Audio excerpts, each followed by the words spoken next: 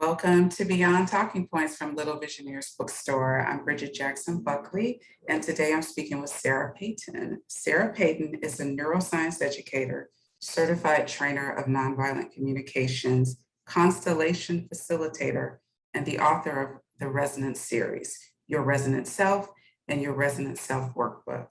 Sarah is with us today to discuss her most recent book, Affirmations for Turbulent Times, Resonant Words to Soothe Body and Mind. And today she will also speak with us about the neuroscience of affirmations and the use of resonance language to heal trauma. Welcome, Sarah. Thank you, Bridgitte. I'm very happy to be here.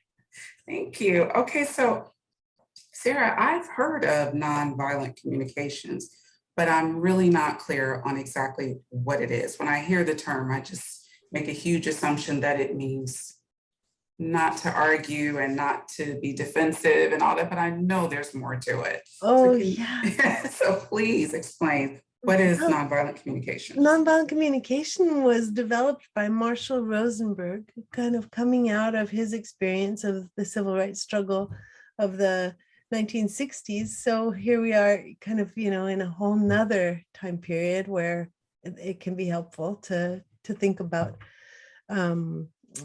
how to get deeper in connection with each other.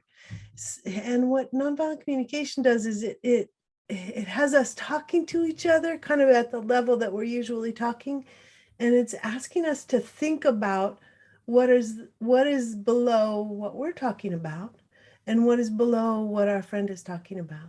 So if I'm having a conversation about something, what we're going to have for dinner, there could be like things that were important to me, like what part of town it was in, beauty, and my friend could be thinking convenience, and so we would be arguing about what place, but if we didn't name beauty and convenience, we really wouldn't know why we were arguing. So it's like this request for us to begin to think about what are the really important things that are present for us in our conversations, because they're just a little hidden. Yeah, so it sounds like you're saying it requires or calls for really deep listening. Yeah. Really deep listening. Okay, and so then the work of a constellation facilitator, what does that entail? A constellation facilitator is the work of thinking again in a different way, a deeper way about what's going on for us.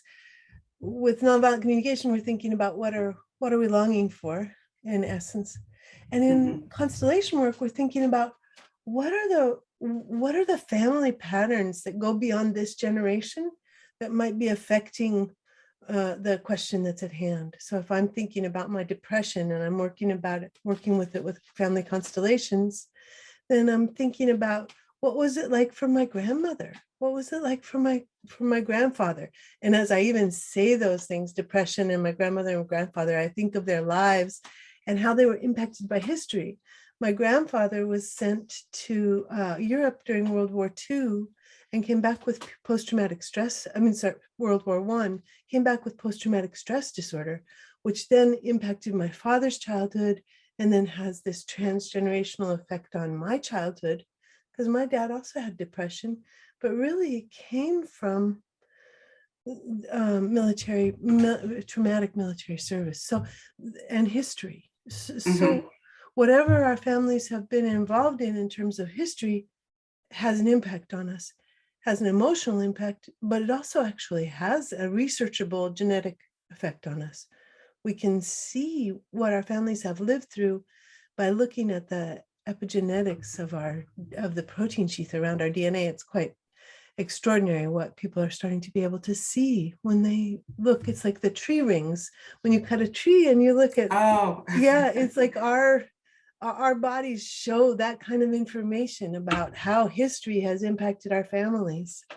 So the ancestral trauma and now with the current time that we live in, with so much coming up to be healed and to be let go of. I mean, there could be lots of aspects from your family, from your generational experiences and emotional traumas that maybe you didn't even know that they were related to that. So I really like that analogy Yeah. of like the rings on a tree, because it's Yeah. all connected, Yeah. all Yeah. connected to that one tree trunk. Yeah. And it's like the rings don't go anywhere unless Right, it's right. The like, family tree. What's happening yeah, with the family tree? How is it impacted by history?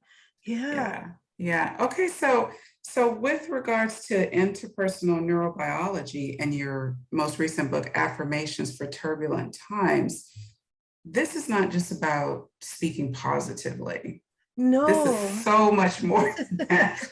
And when you see the title Affirmations, it could look a little, woo-woo, like, Yeah. oh, just talk softly and gently and butterflies floating around, but it's more than that.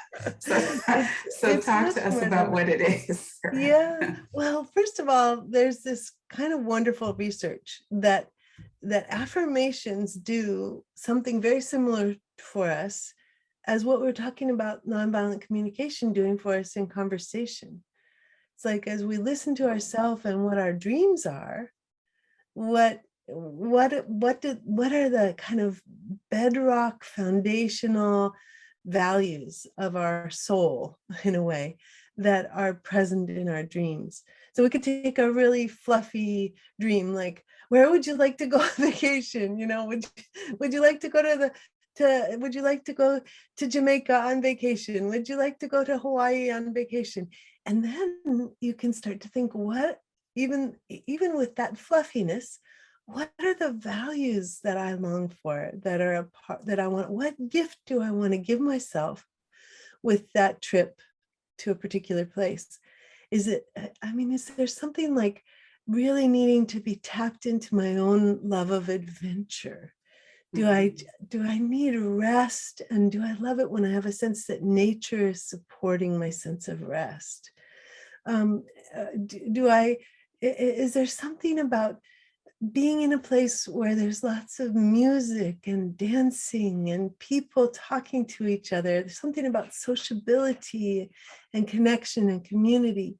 And those things, when we start to think about them, you may be feeling it already, like if I'm touching any that are important to you, that your body relaxes just a little bit when we touch into these things that are important. And that's what affirmations do for us.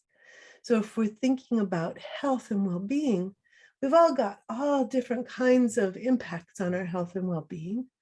But what we can all claim is that we're all alive with some little sparks of life energy. It's almost like, how do we catch those little sparks of life energy and nourish them and blow on them tenderly so that they become more than just little sparks? How do we be so nurturing with ourselves that we support the flourishing of our own health and well-being? Part of the way that we can do that, research shows us, is to tap into these deep values and longings. Am I making any sense? Yes, no, you are, yes.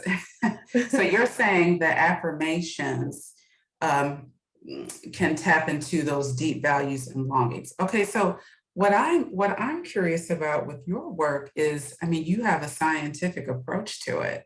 So from what I know with affirmations, or from what I understand, is that, well, it's affirmative language. Yeah. But I understood it to be that the strength of the affirmative language is the feeling that that language elicits.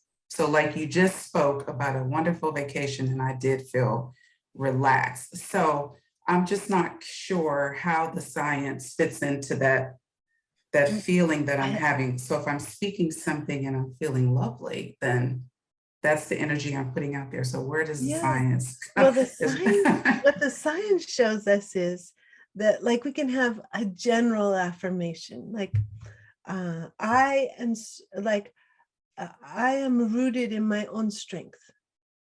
Very general affirmation for moving through life, right? But it's kind of so general that anybody could say it, but it may not have a lot of meaning. So what the research is showing us is the closer it comes to foundational values that we have. So somebody might have a value of contribution. I am rooted in my strength, and it allows me to contribute in a continuously flowing and easy way. So then we're starting to tap into that person's deep values. Another person might have a value of adventure. I am rooted in my strength, and my strength lets me explore the world and find new things in ways that deeply nurture myself and my family and my world. Okay. Okay. Oh, okay. So that that kind of clears it up for me, because in the book you have several chapters, but the book is based around themes. Like Yeah. the theme could be health, it could be abundance, living through turbulent times, living with chaos and uncertainty. And so you start each chapter with wonderings. So what is the purpose of the wonderings? Well, one of my own experiences with affirmations is that I'll say something that's affirming and claiming my connection to my values, and there'll be a little voice inside of me that says, "Yeah, right." Ooh, I know, Sarah. It's almost like a little person sitting on my shoulder going, The "Yeah, right." ego, yeah. So what the wonderings do is the wonderings kind of allow that little voice to exist. They let us they let us acknowledge what's been true for us historically. So if we're working with health, for example, we may be like, I am rooted in my own well-being.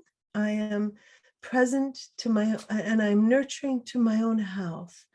Uh, I feel my strength and my resilience, right? That's kind of Mhm. beautiful. But if we've got this little one going, yeah, but yesterday like me, today I'm actually on day 11 of recovering from COVID. So Okay. it's like that little guy needs, we go, yeah, and I'm recovering from COVID, and that's true. And I still get to access my own sense of health and well-being. Okay, so what I'm hearing is that if you're reiterating or speaking affirmations that don't really touch what your values are, if they're too general, like if you hear an affirmation that says I am whole, that could be too far removed from you. Right, right. But Although like that's a if beautiful one. When you said it, I kind of got like a little bit of a like, oh yeah. yeah, So yeah, I am whole. Oh, yeah. But if you don't feel whole, right, yeah. that Then you've could be got to talk hard for to this you. little one. You go, and I want to acknowledge the effects of trauma on you, on Sarah, on Bridgitte. I want to acknowledge what you've lived through, what your family's lived through, what the last 2 years have been like. And even in the face of everything that's happened in this generation, in these past 2 years, in past generations for this family, I claim my wholeness. I am whole. Okay, and so this is the umbrella of resonant language. Yes, yes. Resonant language is is what happens with language is that language reveals what we're doing with our brains. Okay. Words are like neurotransmitters. Inside of our brains, our little neurons are talking to each other all the time, but they're Mhm. not using words, they're using neurotransmitters. Okay. And so that's their language. That's the language of the brain. Okay, But you that's and exactly I, what I wanted to get to. Yeah. yeah, you and Okay. I are in two different brains, but our brains are talking to each other. And we're translating the neurotransmitters into words so that they travel between us and we change each other's brains. This is the wonder of relational neuroscience and resonance language, is that we actually change each other by talking to Okay. each other. But if I'm just telling you what to do all the time, if I'm just like, and you need to do your affirmations once a day, and you need to meditate, and that's not going to change you, because that's not resonance. What changes us in relationship to each other is a sense that we understand each other. So the moments where you nod and you go, oh yeah, or you say something and I say, oh, that touches me. You said, I'm whole, it touched me. These are the moments when we change each other. They're the moments that people don't often pay a lot of attention to. Often Okay. people are thinking more about, with their partner, who's going to fix dinner? Did the dishes get washed? Have the kids been fed? Who's going to take who to school? What's the plan? How are we going to deal with homeschooling in the middle of COVID? All of these questions, right? Yeah, yeah. So I'm hearing a But couple of things. yeah, but So, those things don't change us. By planning how to take care of our kids together, we don't change each other. But by understanding each other and saying yes to each other, we're in resonant language and our brains are changed by each other. okay. And so we get a sense of that with the language that the person is using, because you can say something, Yeah. like I'm sure you use the term, and I do too. Oh, that really resonates with me. Yeah. So that's what you're speaking about, resonant language. But you have to, I don't always hear people using that, that term. It's like a few people use that. And if you're speaking language that says, oh, that really resonates me, you have some sense of feeling. You And do. you're going within, and well, that's how I interpret it. Yes. And you're aware of your body, right? I mean, you almost Yeah, have to be to have a sense of you whether have to. something Yeah. resonates with you. Yeah. Because it's like there's some kind of reaction or something going on. Okay, so as far as the neurotransmitters in the brain, so the affirmations or even negative talk, like Yeah. if you keep saying the same things over and over, those neurotransmitters are firing the same way every time. Yeah. Correct? Lots of So, cortisol, lots okay. of, yeah. And the longer you say that, the more repetition, the strengthening you do it, that you give to it, sorry, it's harder. Is it harder to make that neurotransmitter go a It's different not direction? actually harder, interestingly enough. I mean, Okay. I think we can keep ourselves in a cortisol flow where we're just stressing ourselves out over and over again. But the movement to letting go of that, once we understand why we're doing it, can be immediate. And that's all but what book 2 is about, really. The Your Resonant Self The resonance. Workbook Okay. is all about how if you actually understand why you're beating yourself up. So I'm going to call myself lazy and stupid in order to, and you never think about, why am I doing this, right? You just think it's true that lazy and stupid, Yeah, and instead of you will thinking defend it.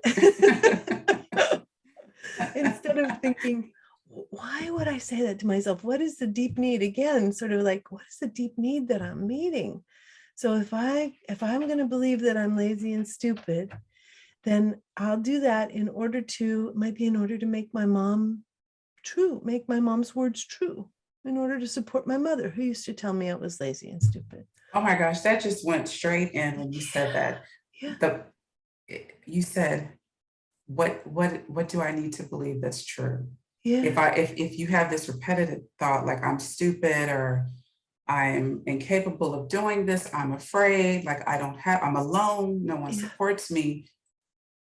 It's not like you're saying that, but there really is the what is underneath, just like how you talked about the generational trauma, the ancestral trauma. That was just it just seemed like such a striking way that you put that. What is the need? What did you say? Like, Yeah.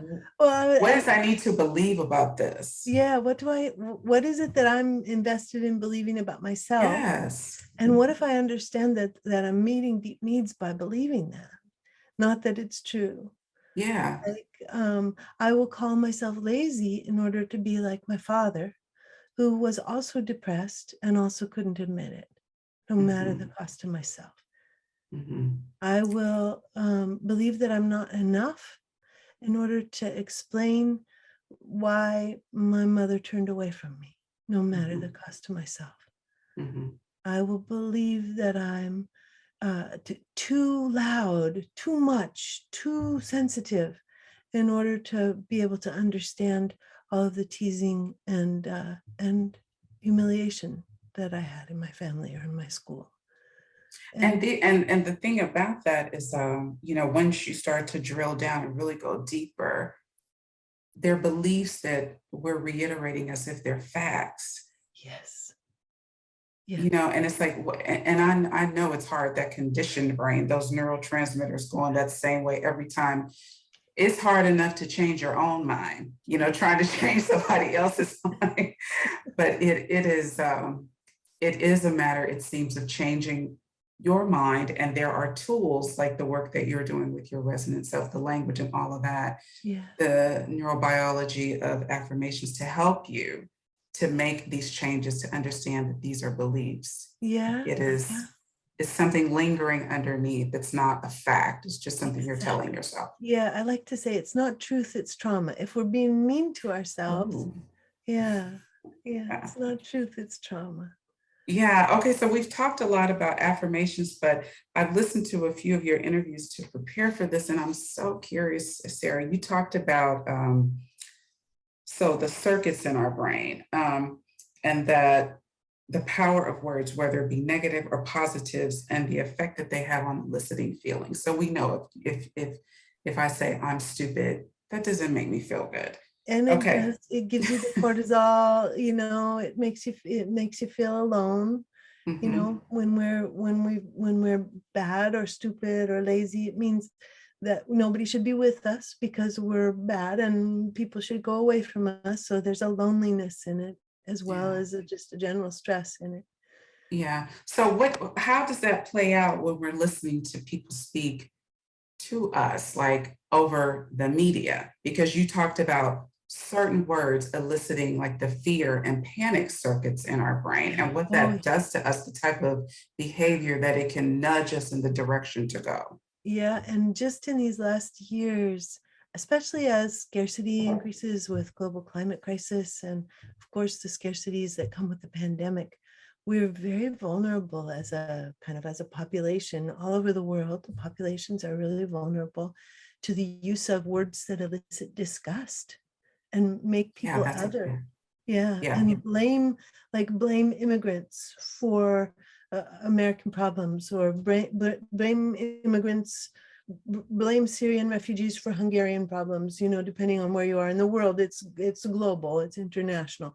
Blame somebody else for our problems and elicit this disgust response by using words that describe that other group of people as not human in some way. And then there we are, with our neurobiology turned on in ways that are harmful and can be scary and can lead to all kinds of decisions and political actions that really are not in integrity with anybody's deepest heart, where we Or want. yeah, or your own Yeah, best interest yeah, at all. So that's like, I mean, we all know it, but yeah. I mean, we all know, we've heard the power of language, the power of words, but it's like the power of words is not to be understated, because we're speaking to ourselves and we see the power of what we say internally and how it affects our actions. But we're also listening to messages reiterated to us that might be eliciting fear in us, and it might be enhanced by music and Yeah, images. And then the next thing you know, you're in fight, flight, or freeze mode, yes, and you're exactly. not making good decisions. Not making good decisions at all. And we become really convinced of our bad decisions. Oh, okay. Yeah, I won't. I had a conversation. Yeah. It's one of Yeah. those So things so if you're not aware, but you just have to, I think, be aware of the response in yourself when you're listening yeah. to someone. Yeah. And if you get all riled up listening to somebody, then it would be really good to say, I wonder if my strings are being pulled, I wonder if I'm being turned into a marionette here. But one of Mhm. the problems is that it can feel so good to get angry, to get righteously angry, and to also band together against some outsider. Creates lots of oxytocin, creates lots of dopamine, all the feel good neurotransmitters. So when we get riled up and it feels really good, I think it's important to say to ourselves, I wonder if something's going really wrong here. Mhm. To kind of have Yeah. some skepticism about our own neurobiology and about what we think is a good decision, because If you're watching something you're saying that's eliciting, that's a very different response. I'm going on vacation and you feel expansive, you feel right, light. and Right. airy. And then when you're listening to something and you're just like, oh, Yeah. something is happening. Yeah. But then also you spoke about that the play circuit and Mm, how the play circuit is one of the first circuits to be disrupted. Is that the correct word? yeah. Like Yeah. when we're younger and how we may sometimes associate the, gosh, I don't know if that's the right word, but the play circuit gets intertwined with the rage circuit. Yeah. That can happen. It could. Yeah. Could you explain how that could happen? That can happen with trauma.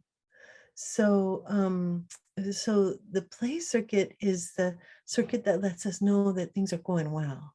So if little kids are feeling good enough to be goofy, it means that their world is safe. Sometimes it drives parents nuts and they want to make them stop goofing around. And then the other thing, of course, is what Jaak Panksepp, the fellow who did all of the work with the circuits, he said, in every single species, once little ones start to play, they play until somebody gets hurt. Mm. You think of puppies playing, they play until there's a yelp, little kids playing, they play till somebody bangs their head. And of course, for me as a mom, I'm like, stop playing. I don't want anybody to get hurt. Yeah, So yeah. there can be that. But in bigger experiences of trauma, there can be all kinds of circuits that get wired together. And one example would be like if we have a parent who's got military PTSD, and the kids start to play, and the parent is first laughing and then all of a sudden switches into their PTSD, then all of a sudden there's a link between play and rage because we've been playing and it brought out the rage. So it can be embedded in us as a trauma response where we'll grow up and we won't have been in the military, but we'll still have a rage response that comes when play reaches a certain point. These kinds of things can kind of get modeled and wired into us, but they become unwired through resonance. The more that we're in resonant experiences and the more other people understand us and the more we understand ourselves, the more our brains untangle from these ways that the brain gets tied together. One of the things that happens for women a lot Okay. is we're not supposed to get angry. So we, instead of getting angry, we'll divert it to grief. So women will become angry and they'll start to cry. And they'll go, why the heck am I crying? I'm angry. And it's giving a different message than they want to be giving because they cry when they're angry, but they want to be really serious. And they go, why am I crying when I'm angry? It's because anger wasn't okay. And we learned to divert that life energy into the grief circuit. So these are the kinds of ways that we can become entangled and disentangled. So resonant language helps us to disentangle some of those circuits, that unhealthy, traumatic circuits that we've had. And it's strengthened by being amongst individuals, or at least having conversations where you feel understood. Exactly. Your brains are speaking to each other. And this just seems like we should probably be using affirmations all the time, because right now, this moment that we're in, I would imagine lots of people maybe feel misunderstood because there's so much division, Yeah. And so it seems like, I don't know, like that, like there would be a disentangling happening if Yeah, if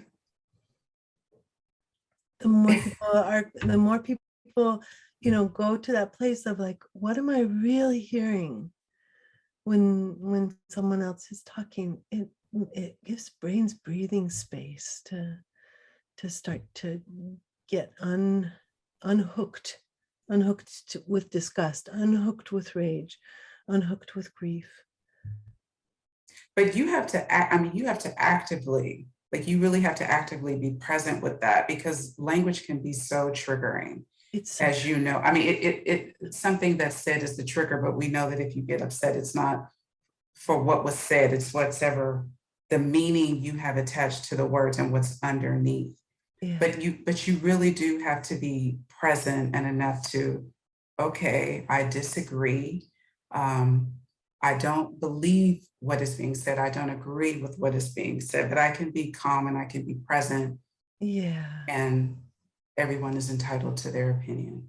And even you and I don't agree on this point, and I love you. I still Yeah, love you. Yeah. yeah, that's in families. Yeah. Yeah, yeah, Yeah, that's families, in and also my families. experiences with friends too Oh in today's yeah. world, where we'll have such different ideas about what the right steps are to take. Yeah, but that, I mean, it's nice to have the room and the space to allow and to not try to impose. I mean, I know not imposing what you think should happen is different. It's not the resonant language, but it's the space that comes with those type of affirmative practices. Yeah, and there's a kind of a discipline that's needed to not impose. And there's Yeah, there actually is. a discipline needed to move towards resonant language instead of to move towards telling people what to do, to move towards I love you instead of towards you're so wrong. So what's an example of like an interaction or like a practice that you would have, or what you do, knowing what you know, if you're in a conversation, which I'm sure you have been over this past year and a half, where you may, this person you've known your whole life, you love them, and you are just on polar opposites. Yeah, yeah. What are you doing in the moments of those uncomfortable conversations? I'm looking for the thing that ties us together, even though we have such different ideas. Yes, That we both love our kids and want to make sure they're safe. We're choosing very yes. different ways to go about it, but we both love our kids and want them to be safe. I love that, because Yeah, that, just find the commonality. exactly. Just find, I mean, and that is across the board. It That doesn't is matter with whether it's a SARS-CoV-2 situation, whether it's political, just find the commonality. I exactly. disagree with you, but do you want to go to lunch? Exactly. Okay, so what has been the most surprising or unexpected find in your work, Sarah? I think the most the one that's coming to mind in this moment is that I came from a family background where there was quite a bit of trauma, and I wasn't a very responsive or relational or resonant parent when my child was younger. And one day, he was a grown up, and I was like, okay, I got to change this. I've been trying to tell him what to do since he was 1 year old, and it has not worked. Yeah, I've yeah, had 20 years to tell him what to do. Has it worked? No, I think it's time to give that up. yeah. And I moved to just resonance as much as I could. I would still fall through the cracks sometimes and want to tell him what to do. But what was so surprising was this amazing moment. I decided I would just do resonant language for a year. And then we were coming up on a year. And I was like, I just have to white knuckle it for 10 more days to be in integrity with my intention to not tell him what to do for a year. And on that 10th day, I'm going to tell him what to do. Yeah, yeah. And 10 days before, he gave me a hug, and it was the most amazing hug I have ever received from him in my entire life. It was, our bodies just melted. His body melted into mine instead of having to be ready for his mom to be sticking the verbal knife in his ribs. His body just relaxed, and I was like, oh, okay, I'll do it another year. Yeah, so you use you spoke language that spoke to your values and from your heart, as opposed to telling him this is what you should do. Yeah. And I know that's hard, Sarah. I Yeah. know. I have a 21-year-old and I have an 18-year-old, and I get it. You want to tell them, but then I have to remind myself that I don't know what he chose to come into this life to do. I don't know what his Yeah. path is. He has his own internal guidance as I do mine. And all I can do is just say, at the basis of what I'm saying, I just care for you. I love you. I just want you to be happy. I'm here, and just trust yourself, Yeah. and you just, fly, just But, sometimes it's nail biting, but Yeah. it just seems like it does a lot more damage when you're Yeah. like hammering. Yeah, exactly. Exactly. Yeah, So the most surprising thing was that hug. I was just amazed. that's so sweet. That's Mhm. so sweet because I know how valuable that is. It's invaluable. Wonderful. Well, we hope you enjoyed listening to this conversation with Sarah Peyton. Little Visionaries is an independent bookstore that, beyond selling books, hosts community-focused interviews and author events. Remember, the best way to support your local independent bookstore really is as simple as buying a book. As a continuation of Sarah's Resonance series, Affirmations for Turbulent Times presents acknowledgments of what might be true for the reader in the form of wonderings.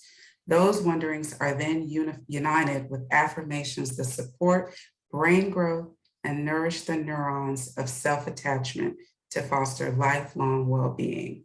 The affirmations cover a myriad of issues, including health, work, family dynamics, and global concerns. To learn more about Sarah's work, you can visit sarahpeyton.com, and to download Sarah's free guided meditations, you can visit yourresonantself.com. Thank you, Sarah. Oh, thank you, Bridgitte. I'm so glad I got to do this with you.